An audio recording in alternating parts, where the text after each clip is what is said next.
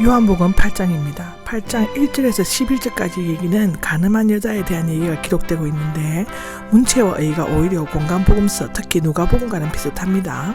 어떤 사본에는 누가복음 21장 38절 다음에 삽입되어 있기도 하다고 하는데요.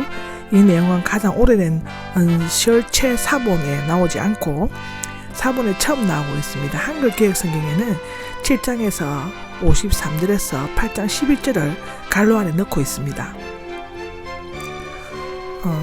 속사 도대치의 교부들은 간음은 죄질이 너무나 나쁘기 때문에 회개할 수조차 없는 죄라고 주장했습니다. 이러한 시대적 사상은 사본 필자들에게 의해 제외되었을 가능성이 있는데, 그러나 제롬은 이 부분을 요한복음에 삽입시켰고 예수님의 온유와 용서에 초점을 둔 어거스틴이 이 본문을 중요시하였습니다. 이 이야기는 예수님이 온유하신 성품이나 행동에 비춰볼 때, 그리고 요한복음의 저수로도 2, 3세기에 이미 이 이야기가 존재했다는 여러 가지 증거들을 고려해 볼 때 분명히 우리 주님의 생애 중에 있었던 역사적 사실임에 틀림이 없습니다. 무엇보다도 이 이야기가 어떤 형태로든지 성경에 보존된 것은 분명히 성령의 역사가 아닐 수가 없는 것입니다. 1절입니다. 1절을 보시면 갈림산이 나옵니다. 예수님께서 갈림산으로 가셨다가 나오는데 요한복음서에서는 유일하게 여기에 언급되고 있습니다. 앞 9절에서 의견 차이가 너무 컸기 때문에 각자가 집으로 가고 예수님은 갈림산으로 가셨답니다. 갈람나무가 많은 키로 유명한 이 산은 길이가 약 4km 정도가 되며 기드론 시내 건너편 예루살렘 성 동편에 있었다고 합니다. 이 산 서편에는 게세마네 동산이 있었으며 공생의 마지막 일주일 낮에는 성전에서 가르치시고 밤에는 이곳에서 기도하고 쉬셨다고 마태복음 26장 30절, 마가복음 14장 26절, 누가복음 22장 37절에는 기록하고 있습니다. 2절입니다. 2절에는 이른 아침에가 나오는데 새벽 여명회를 뜻하며 누가복음 24장 1절, 사도행전 5장 21절에도 나옵니다. 아직 해 뜨기 전 시간을 의미하는데 예수님께서 갈림산에서 밤새워 기도하시다가 이른 아침에 다시 성전으로 돌아오셨는데 여기 다시는 앞장과 연관되어 있음을 보여주고 있습니다. 유대 종교 지도자들은 성전에서 가르치는 예수님을 또다시 올무에 빠뜨릴 개를 찾고 있었다고 기록하여져 있습니다. 3절에 보면 율법 교사들과 바리새인들이 나옵니다. 공간복음서에서는 두 분류의 이름이 자주 나오지만 요한복음은 율법 교사란 말을 잘 쓰지 않습니다. 율법 교사는 율법을 해석하고 가르치는 일을 했는데 율법을 해석할 때는 바리새인들의 입장을 따랐는데요. 처음에는 제사장들과 레위인들이 맡았으나 점차 일반인들도 할 수 있게 되었고 랍비로 불렸다고 합니다. 가늠하다가 붙잡힌 한 여자가 있는데 이 죄는 홀로 범할 수 없는 죄이기 때문에 반드시 남자를 데려와야 한다고 합니다. 그리고 이 여자의 범죄가 재판 요건을 성립시키려면 남편을 제외한 2사람 이상의 증인이 있어야만 했다고 합니다. 또한 미시나에 따르면 약혼한 여자나 유부녀의 간음 현장을 발견하게 되면 현장에서 처형하도록 되어 있었다고 합니다. 그들이 이 모든 규율을 무시하고 다소 사건을 조작하고 가장하여 여자만을 데려온 것은 예수님을 시험하여 고소할 구실을 얻기 위한 것이었습니다. 그 시대 때나 지금 시대나 이런 것은 똑같네요. 끌고 와서가 나오는데 예수님에게로 이 여자를 끌고 온 것은 실제로 불법이었습니다. 왜냐하면 그들에게는 이러한 사건을 다루는 법정이 있었기 때문인데요. 그들이 이 여자를 가운데 세운 것은 모든 사람들이 예수님의 말과 행동을 잘 볼 수 있도록 하기 위함이었습니다. 그곳에서 밤새워 하나님과 교제하다가 성전에 오셔서 생명을 구원하시려고 백성을 가르치신 예수님을 죽이려고 물을 꾸미다가 와서 돌을 들어 여자를 죽이려는 종교 지도자들, 군중 심리에 빠져들어 흥분하고 있는 무리들, 죽음의 공포로 떨고 있는 여자가 여기 있었습니다. 참 아이러니하죠. 영화의 한 장면 같습니다. 요즘에도 이런 일들이 일어나고 있습니다. 4절에 보면 선생님이 나옵니다. 랍비, 즉 나의 선생님과 마찬가지로 율법 교사라는 뜻이 있고요. 존경하는 호칭으로 사용되었습니다.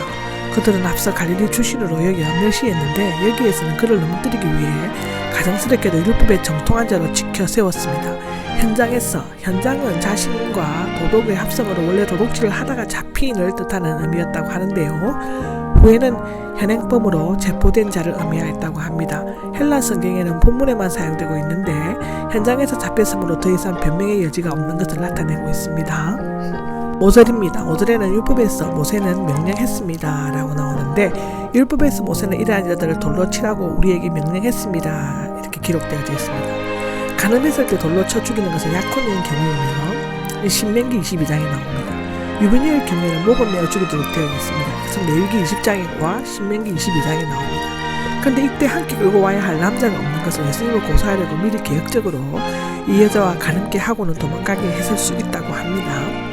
당신은 무엇이라고 말씀하시겠습니까? 라는 질문을 하는데, 만일 돌로 치라고 말씀하시면 사랑하고 용서하라고 가르치는 예수님의 교훈과 모순이 될 뿐만 아니라 로마 정부의 허가 없이 유대인 마음대로 사형을 집행하는 것은 그만 로마법을 어기는 것이 될 것입니다. 한편 돌로 치지 말라고 하면 모세의 율법을 어기는 것이 될 것이니까요. 6절입니다. 6절에는 땅에 무엇인가를 쓰셨다는데, 글을 쓰셨는지 그림을 그리셨는지 어떤 표시를 하시는지를 알 수 없습니다.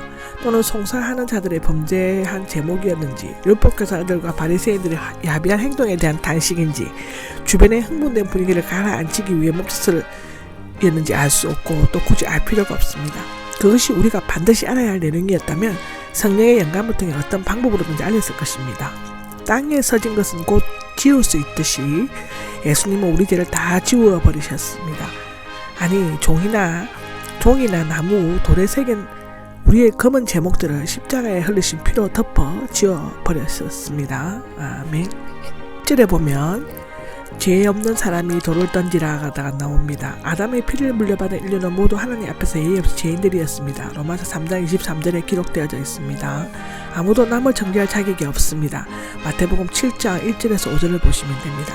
죄 없는 사람 나오는데 범죄할 가능성이 전혀 없거나 죄를 범하지 않는 사람이나 특정한 죄를 저지르지 않는 사람을 의미하는데, 만일 자신이 죄를 짓지 않았다고 말한다면 그는 자신의 양심을 속이거나 거짓말을 하는 가장 무서운 죄인입니다. 요한일서 1장 8절에 나옵니다. 8절입니다. 8절은 다시 무엇인가를 쓰셨다가 나오는데, 10세기에 써진 사본을 보면 여자를 고소한 각 사람들의 죄를 땅에 쓰셨다라고 되어 있다고 합니다. 9절을 보면 9절입니다. 9절은 이 말씀을 듣고가 나오는데, 한글개혁성경에는 양심의 가책을 느껴 라는 구절이 있지만 고대 건의 사본에는 없고 비교적 후기 사본들에만 있습니다. 나이 많은 사람들로부터인데, 그들은 젊은이들보다 인생 경험이 많고 더 많은 죄를 지었을 뿐만 아니라 죄의 심각성도 빨리 깨달아 알았기 때문이었을 것입니다. 아니면 노인을 존경하여 먼저 나가도록 배려했을 수도 있습니다. 곧 뒤따라 혈기왕성한 젊은이들도 나갔다고 하는데, 누구든지 자신의 죄를 짓지 않았다고 자신있게 공언할 수 있는 사람은 아무도 없었습니다. 그들은 고소할 조건을 얻으려고 왔지만 오히려 고초를 당하였고, 올 때는 떠들면서 때를 지어왔지만 갈 때는 소리 없이 하나씩 나갔다고 합니다. 예수님만 남으셨고 여자는 가운데 그대로 서 있었습니다. 가늠한 여자를 정죄하던 자들은 모두 떠났고 오직 예수님과 여자만이 남겨졌습니다. 물론 그 여자에게 죄가 없는 것은 아니지만 그 누구도 이 부도덕한 여자에게 돌을 던지라고 하지 않았습니다. 아니, 던질 수가 없었겠죠. 예수님께서 일깨워주신 죄성과 내면 깊숙이 자리 잡은 양심은 그들의 마음속을 아프게 찔렀고 그들의 손목에 힘도 있게 했습니다. 이제 그 여자는 오직 예수님과 대면할 때에만 자신의 죄 문제를 해결할 수 있었습니다. 10절입니다. 10절에 보면 예수님께서 일어나셔서 그 여자에게 물으셨다. 여자야 라고 나오는데, 이 호칭은 여자를 볼 때 쓰는 존칭이며 마리아를 부를 때에도 사용했습니다. 2장 4절을 보시면 됩니다. 로마의 시저가 애굽 여왕 클레오파트라를 이 호칭으로 불렀던 것으로 알려져 있습니다. 지금까지 이 여자에게 여자야 라고 불러준 사람은 없었습니다. 모두가 죄인, 장기, 더러운 자들로 부르면서 침뱉고 무시하고 조롱하였습니다. 예수님께서는 비록 그 여자가 엄청난 죄를 저질렀을지라도 그 영혼을 불쌍히 여기고 사랑하는 마음으로 그녀를 하나의 소중한 인격으로 대해주셨습니다. 그들이 어디 있느냐라고 몰라서 물으신 것이 아니라 그 여자로 하여금 자신의 죄를 깨닫고 해결할 기회를 주시기 위함이었다고 기록되어져 있습니다. 11절입니다. 11절은 주님 아무도 없습니다 라고 대답했다고 합니다. 그 여자 자신의 죄에 대해서 아무런 변명도 하지 않았습니다. 그 여자가 예수님을 구원자로 믿고 주님이라고 불렀는지 확실할 수는 없지만 이 이상의 경외하는 마음을 가졌을 것임을 분명히 보여지고 있습니다.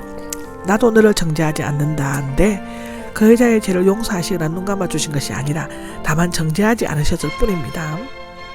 예수님께서는 아무도 판단하지 않으시며 인간의 죄를 판단하실 분은 오직 하나님뿐이시라고 가르치셨습니다. 예수님이 세상에 오신 것을 정죄하기 위함이 아니라 이런 양을 찾아 구원하시려고 하신 것입니다. 예수님께서 정죄하려고 하시던 대상은 가늠한 여자가 아니라 가늠죄 자체였죠. 그리스도 안에 있는 자들에게는 결코 정죄함이 없습니다. 로마서 8장 1절에 나옵니다. 가서 이제부터 더 이상 죄를 짓지 말라. 이것이 그녀에게 내려진 최종적인 선고인데요. 즉 유죄의 판결이 아니라 자유의 선고가 내려진 것입니다.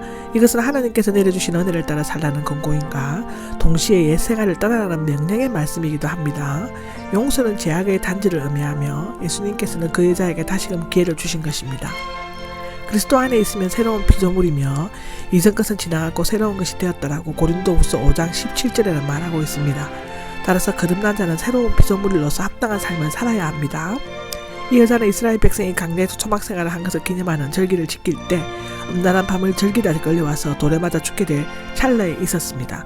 그러나 죄인을 구하러 오신 예수님의 극적으로 만나 새로운 삶을 살게 되었는데 햇살이 환히 비춰온 그 용서의 아침에 성전의 뜰을 놨으면서 이 여자는 과연 무슨 생각을 했으며 그 이후 삶은 어떻게 되었을까 여러분 한번 상상해 보시기 바랍니다.